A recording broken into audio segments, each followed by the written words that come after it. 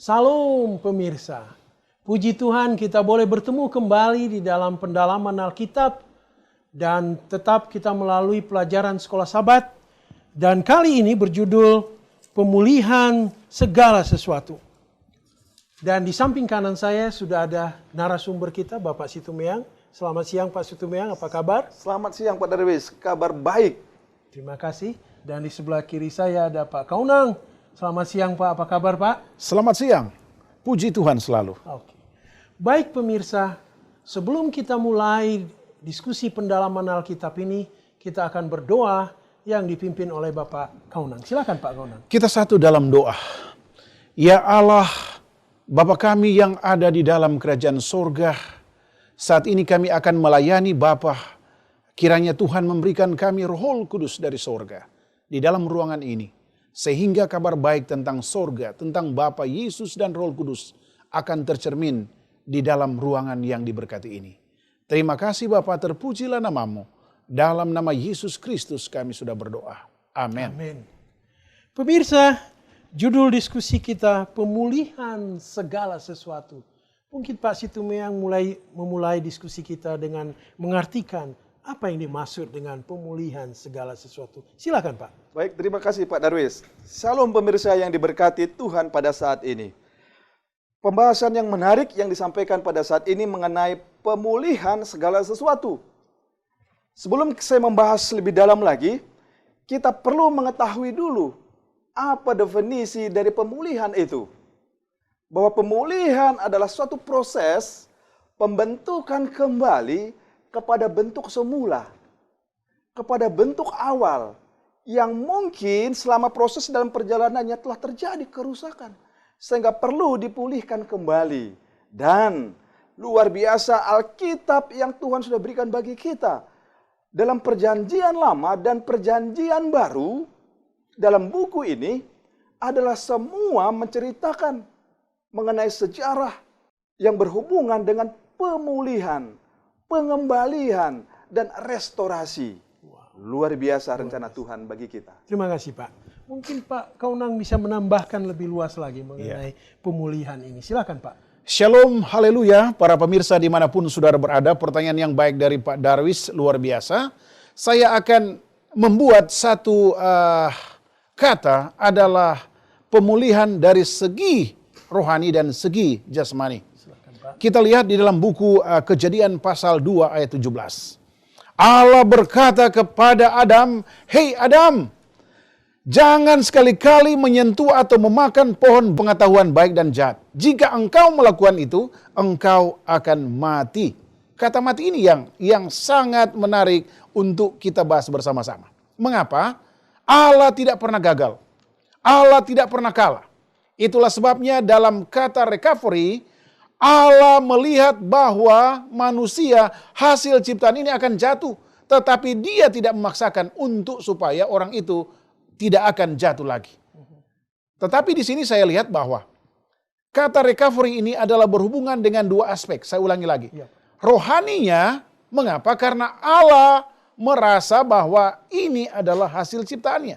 Yang kedua, cara pandang kita secara manusia sehubungan dengan cara pandang Adam bahwa mereka jatuh karena mereka tidak melihat bahwa Allah yang mereka sembah itu Allah yang luar biasa.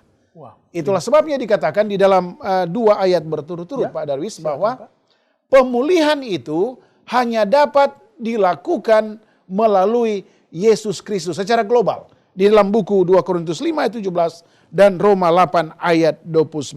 Terima kasih Pak. Ya. Dan kalau kita kembali ke Taman Eden bahwa di dalam penciptaan, Tuhan Allah menciptakan Adam dan Hawa sesuai dengan gambar Allah. Mungkin Pak Kaunang lebih jelas ini menggambarkan sehingga pemirsa dapat mendapatkan kejelasan lagi mengenai gambar Allah. Silakan Pak. Oke. Yang menarik di sini adalah kata holistik, ya. Kata holistik ini adalah ketika Adam lahir dari tangan pencipta, ia membawa beberapa poin utama. Yang pertama adalah tubuh, pikiran, rohaninya, sifat yang serupa dengan apa? Kaliknya. Itu Pak Darwis. Jadi sesuai dengan rupa Allah diciptakan mengenai fisik, pikiran, dan juga kerohanian. betul. Ya. Mungkin Pak Situmeang bisa memberikan lebih jelas lagi. Silakan Pak. Baik, terima kasih Pak Darwis. Allah memang sudah menyatakan bahwa manusia pada awalnya itu diciptakan dalam gambar Allah. Tadi yang sudah disampaikan oleh Pak Kaunang, bahwa Allah itu menciptakan secara holistik, keseluruhan. Ya. Tubuh atau fisik, Ya. pikiran, dan juga rohani. Inilah poin pentingnya. Proses dari penciptaan yang Allah lakukan dan serupa dengan gambar Allah. Dan poin yang mau saya bahas di sini adalah standar bahwa penciptaan yang Allah berikan itu adalah benar-benar bersumber dari Allah sendiri. Dan yang menjadi masalah sekarang adalah adanya teori Charles Darwin yang mengatakan teori evolusi. Ya. Bahwa manusia itu diciptakan berdasarkan evolusi dari apa? Dari kera. Dan inilah yang perlu kita luruskan. Allah sendiri yang mengatakan bahwa Allah lah yang menciptakan manusia itu menurut gambarnya. Betapa hinanya manusia bila mana teori itu, teori evolusi, ya, yang mengatakan manusia itu dari kera. Bisakah kita menerima bahwa kita berasal dari kera? Inilah yang perlu kita luruskan.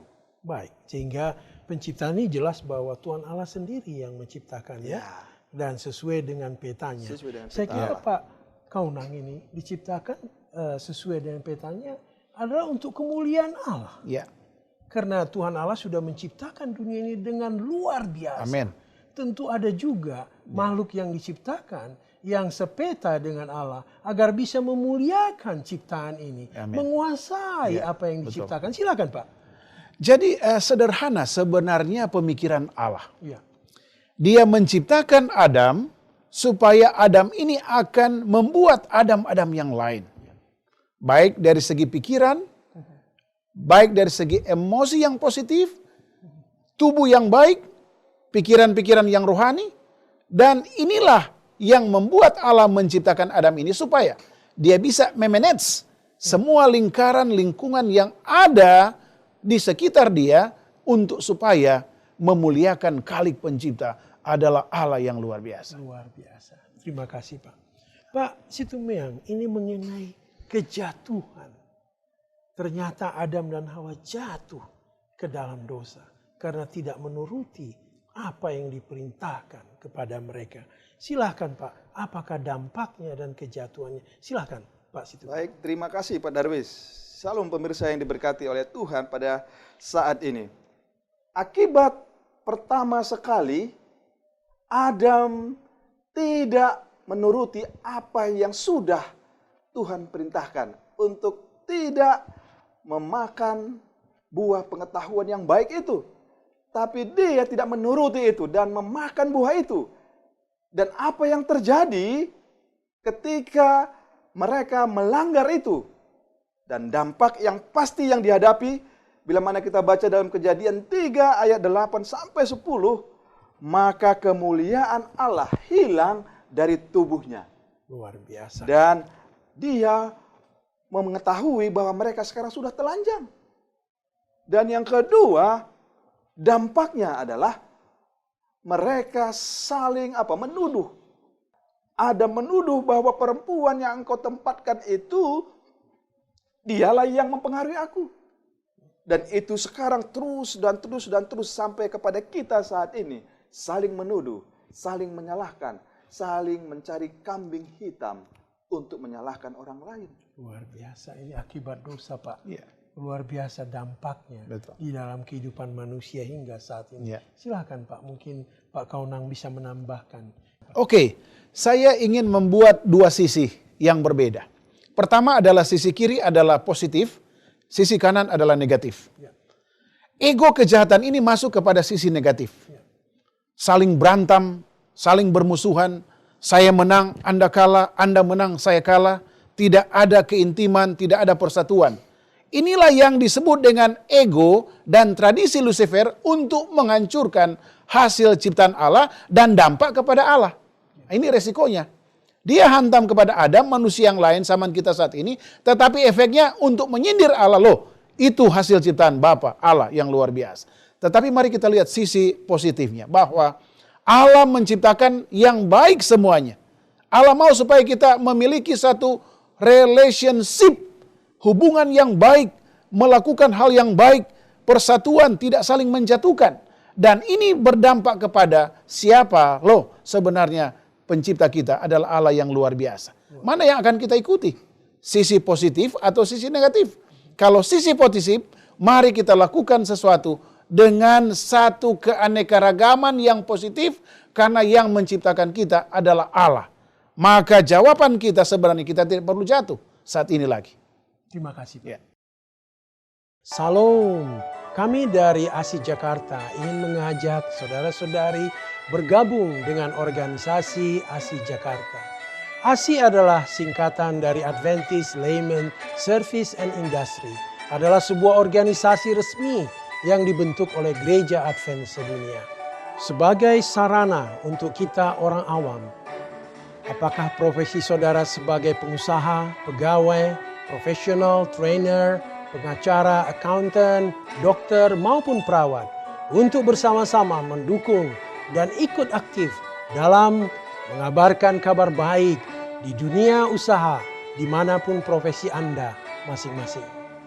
Di ASI ini kita dapat juga berbagi pengalaman pada sesama, bagaimana pekabaran ini dapat sampai kepada orang lain, dan kita dapat juga membagikan kepada sesama dan komunitas kita perkembangan dunia usaha, pelatihan, kesempatan usaha, sehingga kemajuan dan peluang usaha dapat dibahas bersama untuk kemajuan anggota ASI. Mari bergabung dengan ASI Jakarta. Mari kita bersama membawa pekabaran baik ini di lingkungan profesi kita. Kunjungi website ASI Jakarta. Kami menunggu kehadiran saudara-saudari. Salam. Kehidupan manusia begitu susahnya, Amin. begitu sulitnya akibat dosa ini. Mungkin Pak Situmi yang kasih gambaran lagi bagaimana kehidupan sekarang ini. Silakan Pak. Baik, terima kasih. Menambahkan kembali apa yang sudah disampaikan oleh Pak Kaunang, bahwa segala sesuatu yang kita lakukan melanggar perintah Allah, bahwa itu adalah dosa. Dan akibat dosa itu ada konsekuensi yang harus kita tanggung. Sebagaimana juga Musa, ketika dia tidak menurut, ketika dia melanggar, dia tidak sampai kemana? Ke tanah Kanaan. Ya. Walaupun dia juga sekarang sudah diangkat ke surga. Tapi konsekuensi harus ditanggung. Nah, apa sekarang yang terjadi pada saat kita juga akibat dari dosa itu? Ya, manusia sekarang sulit mencari pekerjaan. Harus bersusah payah, berjerih payah, mengeluarkan tenaga keringat untuk mendapat apa? Makan. Inilah adalah akibat dari apa? Pelanggaran. Akibat apa? Kejatuhan di dalam dosa. Tapi yang pasti adalah konsekuensi ini adalah pembelajaran. Kita dididik, kita dihajar akibat dari dosa yang kita lakukan. Supaya kita jangan lagi jatuh ke dalam apa? Lubang yang sama. Intinya adalah kita dididik, diajar untuk dipulihkan kembali. Terima kasih Pak. Kemudian Pak Kaunang ini mengenai permusuhan dan perdamaian. Ya. Ada permusuhan, ada juga perdamaian. Ya. Sepertinya suatu kontradiksi ini Pak. Mungkin Pak Kaunang bisa memberikan lebih penjelasan lagi apa permusuhan ini dan apa pula perdamaian ini. Silakan Pak Kaunang. Oke, shalom para pemirsa. Dasar pemahaman tentang permusuhan ini, definisinya saya percaya Anda sudah tahu semua. Saya pukul anak saya, dia akan katakan dalam hatinya, saya musuh sama bapak saya. Tetapi inti dalam firman Tuhan, di dalam buku Kejadian 3 ayat 15. Dikatakan, aku akan mengadakan permusuhan antara engkau dan perempuan ini, antara keturunanmu dan keturunannya. Kata permusuhan ini Allah yang katakan, bukan saya dan saudara. Artinya bahwa secara manusia kita bisa memahami apa arti permusuhan secara letterlek. Artinya salah satu ingkar janji, salah satu membatalkan sesuatu, salah satu melakukan sesuatu dengan cara berpikirnya. Namun dikatakan di dalam buku Roma pasal 5 ayat 10, Kolose 1 ayat 21, Yohanes 4 ayat 4 dan Yakobus 4 ayat 4 bahwa Yesus adalah salah satu alasan Allah untuk memulihkan sebagai kata pendamaian terhadap apa? Kata permusuhan. Yesus Kristus, dan ini merupakan rahasia kealahan. Ya, saya dan saudara tidak boleh acak-acak kenapa Yesus yang dikirim, bukan. Yang harus kita syukuri adalah inilah hasil keputusan dari kealahan yang begitu luar biasa. Ada permusuhan di Taman Eden, tetapi Allah sudah memilih seorang yang namanya Yesus Kristus untuk menjembatani antara dosa dan saya secara manusia yang berdosa, sama seperti Adam. Terima kasih Pak. Mungkin Pak Situmiang kembali menjelaskan permusuhan ini. Mungkin berikan gambaran lagi sebagai tambahan Amin. dari keterangan yang dibawakan oleh Pak Kaunang. Silakan Pak. Baik, terima kasih Pak Darwis. Pemirsa yang diberkati oleh Tuhan.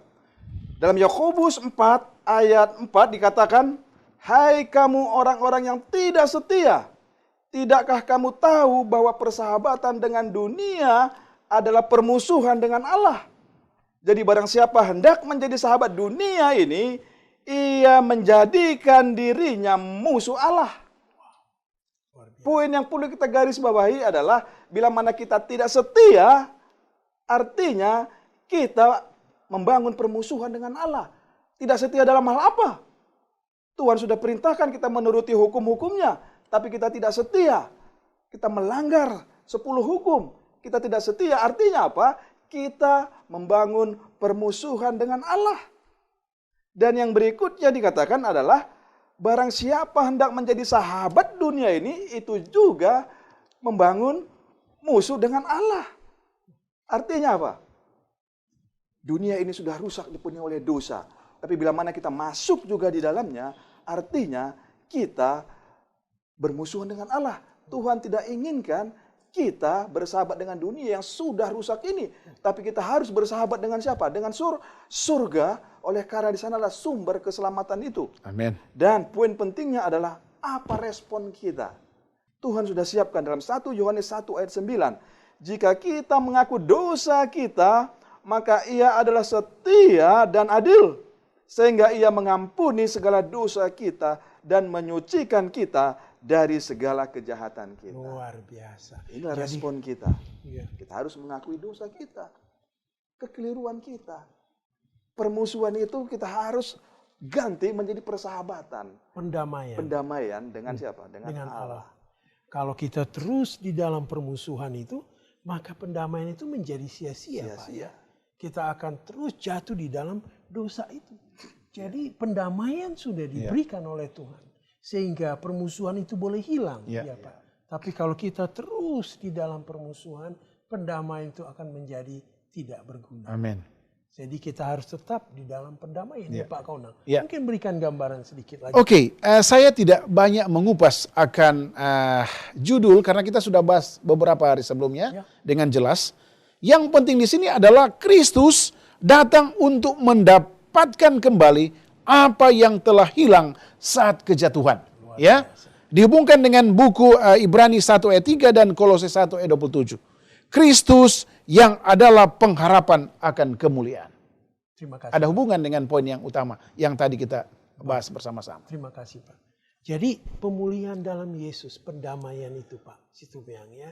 Sehingga boleh kita kembali restorasi diri kita. Kembali seperti Pak Kaunang bilang, kembali ke Taman Eden. Silakan Pak, lebih lengkap lagi gimana kita pemulihan ini boleh kita kembali ke Taman Eden. Seperti penciptaan di awal. Silakan Pak. Baik, terima kasih Pak Darwis. Luar biasa pertanyaannya. Menambahkan saja pemulihan di dalam Yesus. Kita bagi dua. Firdaus sebelum jatuh ke dalam dosa dan Firdaus sesudah jatuh ke dalam dosa. Apa yang terjadi kita lihat? Taman Eden menjadi apa? Rusak. Ya. Dan ketika Firdaus itu sudah jatuh ke dalam dosa, kita lihat sekarang apa yang terjadi. Banyak penderitaan, banyak penyakit, banyak kematian, dan juga kerusakan-kerusakan yang lainnya. Inilah dampak dari apa? Dari dosa tadi. Tapi luar biasanya, kabar baiknya adalah Tuhan Yesus mau datang untuk memulihkan apa yang sudah rusak itu. Nah, kembali kepada penciptaan awal tadi, holistik tadi, antara pikiran, tubuh, dan rohani sudah rusak. Dan sekarang Tuhan ingin memulihkan itu. Yang tadinya pikiran kita seimbang, sekarang sudah didominasi oleh apa? Pikiran-pikiran dunia. Dan melupakan Tuhan. Itulah salah satu pemulihan yang ingin dilakukan oleh Tuhan kepada kita. Luar biasa. Pak Kaunang ini, kita sebagai anggota gereja, ya, bagian dari gereja. Apa peran kita, Pak, di dalam memulihkan kembali ke Taman Eden ini? Silakan, Pak Kaunang. Oke, terima kasih Pak Darwis. Saya menunjuk atau merujuk kepada buku Markus pasal 2 ayat 1 sampai 12. Ya. Di situ ada beberapa tipe manusia. Ya. Yang pertama adalah manusia yang berdosa dan manusia yang memiliki penyakit. Ya. Nah, ini susah ini dibedakan, sama sebenarnya. Yang kedua, ada beberapa orang yang ada di sekitar dia yang menyatakan bahwa mereka adalah kawan dari orang yang berdosa dan memiliki penyakit ini. Nah, mereka memiliki satu komitmen yang pihak luar adalah beberapa orang ini. Ya. Memiliki komitmen yang tertuju kepada Yesus Kristus. Ingat, memiliki pandangan kepada Yesus Kristus bukan kepada orang yang memiliki penyakit ini. Sehingga satu kesimpulan yang mereka ambil, mari kita bawa orang yang berpenyakit ini dan orang yang berdosa ini, termasuk mereka, kepada Yesus. Saudara bayangkan ada satu tempat yang tinggi, mereka naik ke atas rumah dan mereka membawa orang ini dari atas rumah masuk ke tempat pas di depan Yesus. Aplikasi yang sederhana bahwa mereka menilai bahwa hanya Yesus yang sanggup memulihkan fisik, spiritual, mental dari orang yang berpenyakit ini. Baik segi jasmaninya, penyakitnya akan hilang, dan tentunya dosanya akan diampuni. Ini Pak Darwis. Ya. Termasuk beberapa orang ini akan dipulihkan juga mental, fisik, dan rohaninya pada saat mereka bersama dengan orang yang berpenyakit ini. Tugas kita, aplikasi dalam pelajaran atau pertanyaan Pak Darwis adalah saya dan saudara sebagai anggota gereja harus melihat secara jernih bagaimana aplikasi ini bisa kita terapkan di sekitar rumah tangga gereja kita, di sekitar rumah kita, di sekitar pribadi-pribadi kita yang masih penuh dengan dosa. Luar biasa. Praktekkan hal ini Pak Darwis. Terima kasih Pak Amin. Kaunang, cukup jelas sekali. Haleluya. Pak Situmeang, ya, rupanya gereja itu bukan bangunan saja. Ya. Amin. Yang dimaksud gereja itu adalah kita, Kita orang-orangnya yang ada di dalam gereja itu. Pak Situmeang, rupanya itu pun tidak cukup hanya kita datang ke gereja, kita memberikan persembahan kita bernyanyi, tetapi ada hal lain yang tugas utama, memulihkan. Memulihkan. Silakan Pak Situmeang, mungkin memberikan gambaran lebih jelas. Baik, terima kasih Pak Darwis. Bagaimana memulihkan peran gereja? Allah memanggil kita, Allah memanggil gerejanya, orang-orang yang ada di dalamnya, untuk mengambil bagian bekerja dalam pemulihan ini. Satu contoh, yang pertama kegiatan yang disebut dengan COI, Center of Influence. Bagaimana kita menjadi pusat pengaruh bagi lingkungan di sekitar kita. Menjadi dampak dalam pelayanan. Seperti Tuhan tadi katakan dalam penciptaannya dia holistik. Secara tubuh, secara pikiran, dan secara rohani.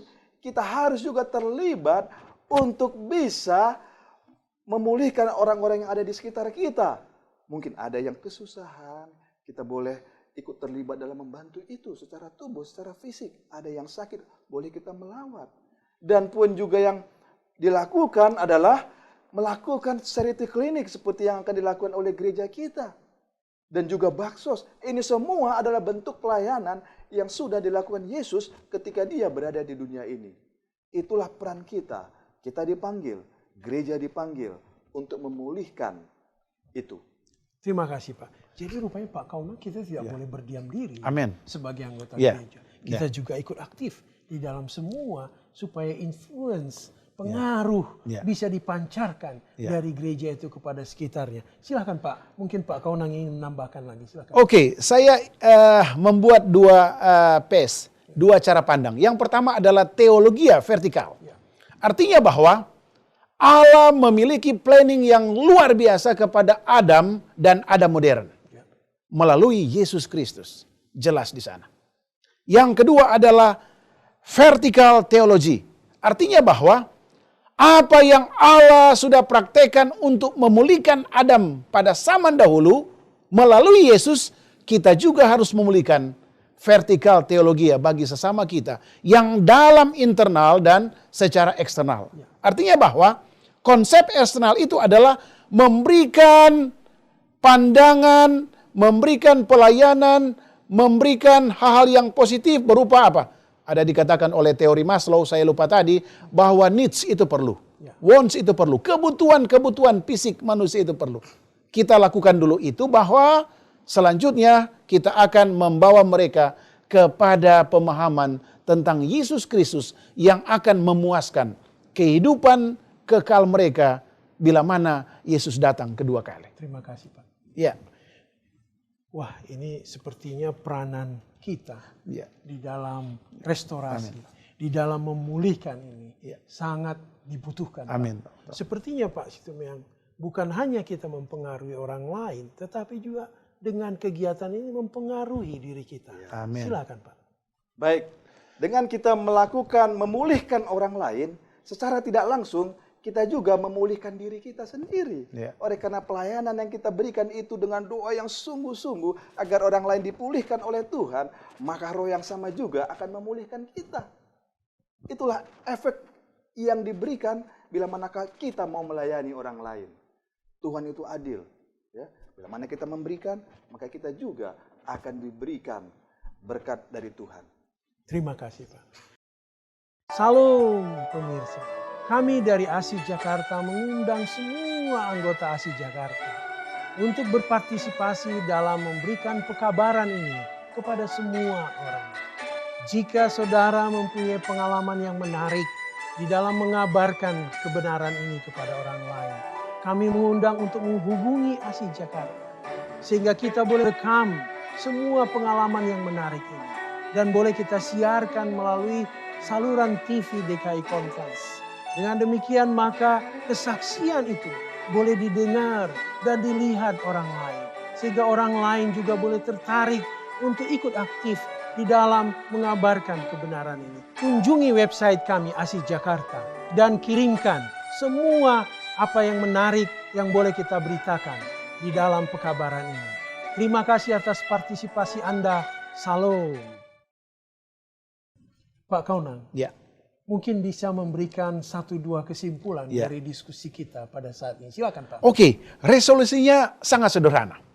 Allah sudah memulihkan saya dan saudara melalui Yesus Kristus. Maka selanjutnya, marilah kita memulihkan kawan-kawan kita yang seiman dan tidak seiman melalui kasih.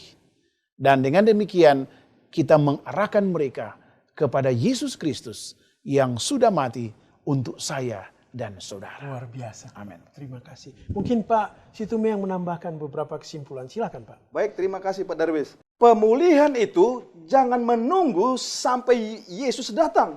Tapi pemulihan itu adalah kita mulai dari sekarang. Mari kita lihat lingkungan kita. Mari kita lihat keluarga kita. Dan mari kita lihat diri kita sendiri. Sudahkah kita memulihkan diri kita? Kalau Tuhan sudah memulihkan kita, maka kita juga harus memulihkan diri kita dan memulihkan orang lain. Bagaimana mungkin kita mau memulihkan orang lain sementara kita belum kita pulihkan? Mari lebih dahulu kita undang Tuhan agar Dia memulihkan kita dan kita juga memulihkan orang yang ada di sekitar kita. Terima kasih. Demikian pemirsa diskusi pendalaman Alkitab kita kali ini. Kami berharap bahwa diskusi kali ini membawa berkat bagi saudara dan kita semuanya. Sehingga kita boleh mempercepat kedatangan Tuhan yang segera kedua kali. Sehingga boleh membawa kita kembali kepada peta Allah yang semula. Terima kasih atas partisipasi pemirsa semua. Kiranya Tuhan memberkati saudara dan saudari. Sebelum kita tutup, mari kita berdoa. Kami minta Pak Situme yang memimpin dalam doa. Silakan Pak. Kita bersatu dalam doa. Bapa dalam surga, kami puji dan muliakan nama Tuhan. Kami sudah mempelajari akan firman Tuhan. Tuhan kiranya memberkati firman Tuhan ini menjadi berkat bagi kami yang mendengarkan dan kepujian bagi nama Tuhan. Inilah doa kami. Dalam nama Yesus kami berdoa. Amin. Amin.